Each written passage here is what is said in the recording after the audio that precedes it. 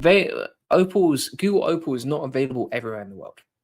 There are workarounds for that. And if you want tips on how to do that, just DM me inside the AI Profit Boardroom.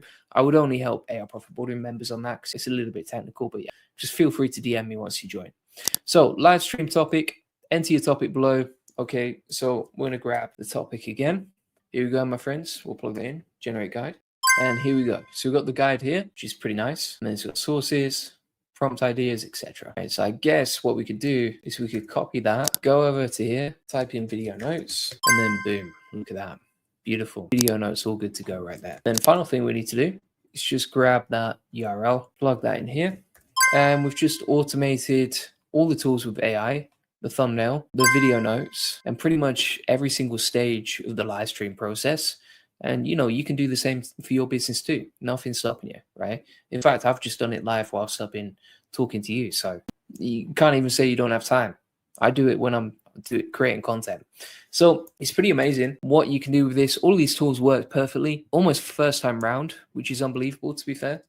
And we have automated everything, right? Pretty nice. All right. So what else we got here?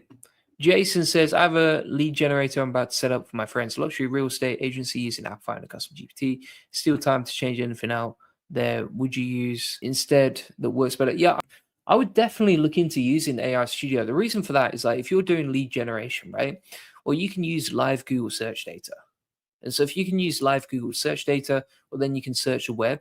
And also if you can connect Google Maps data, that's even better, right? Because if you can connect Google Maps data, then if this is a local lead generation, then it can actually scrape Google Maps, get the data, and then give you better responses there. So I think between Google search data, Google Maps data, you could build something better than custom GPTs, and it'd be way more fun and interesting to use and actionable. Telego says, how can I use Gemini VO3 unlimited generations in a day? I would use Google Opal like I was talking about. And Dees King says, can you show how to use the Gemini 3 model with AI Studio as rumored? So I don't think you can use it inside AI Studio yet. It's not been released. There's rumors, basically, sometimes you test it and it will give you a split tested version of two different options, right? And one of them being Gemini 3.0. I've not really seen that. And then History Byte says, can you explain how Google AI Studio integrates with external databases or Firebase for stateful apps? Yeah, so I mean, like I was saying before, right?